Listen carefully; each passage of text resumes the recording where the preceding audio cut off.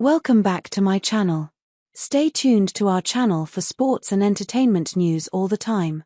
Please subscribe the channel. Khamenei warns battle begins after Trump's ultimatum.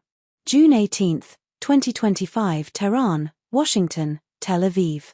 The specter of full-scale war in the Middle East looms large today as Iran's supreme leader Ayatollah Ali Khamenei responded defiantly to a U.S. ultimatum, declaring, "The battle begins."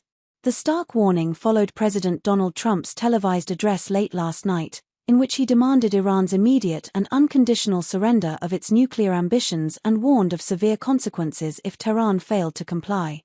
Trump's ultimatum, a tipping point. Speaking from the Oval Office, Trump declared that the United States will not tolerate a nuclear Iran, stating, "Iran must disarm. No delays. No games. Surrender your nuclear program or face destruction." The statement came after days of Israeli airstrikes on Iranian infrastructure and Iran's retaliatory missile attacks on Israeli and US-linked military positions in the region.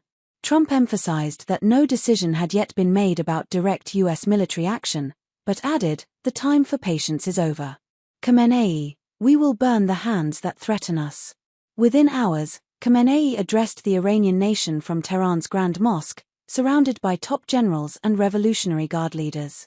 "If Trump dares strike Iran, the battle begins," he said. "We will burn the hands that threaten us and strike deep into the heart of the Zionist entity and its allies." Khamenei's speech triggered chants of death to America and death to Israel from the crowd.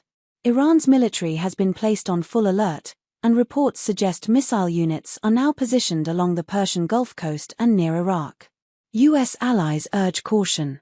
In the wake of the verbal standoff, key U.S. allies including the United Kingdom, Germany, and France have urged restraint. The European Union called for an emergency diplomatic summit, warning that the situation could spiral beyond control. Israel, however, welcomed Trump's statement. Prime Minister Benny Gantz said the U.S. president is showing the clarity and courage the free world needs in the face of tyranny. Tensions high, civilians at risk. Back in Tehran, thousands of residents have begun fleeing the capital, fearing U.S. or Israeli airstrikes. Fuel stations are packed, supermarkets are running low on supplies, and air raid sirens continue to ring intermittently.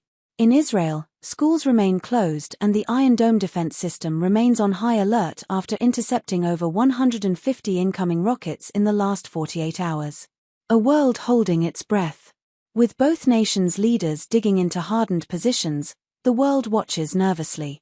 Diplomats scramble, military forces mobilize, and ordinary citizens brace for what may come next. The question remains, will the US and Iran step back from the brink or has the battle already begun?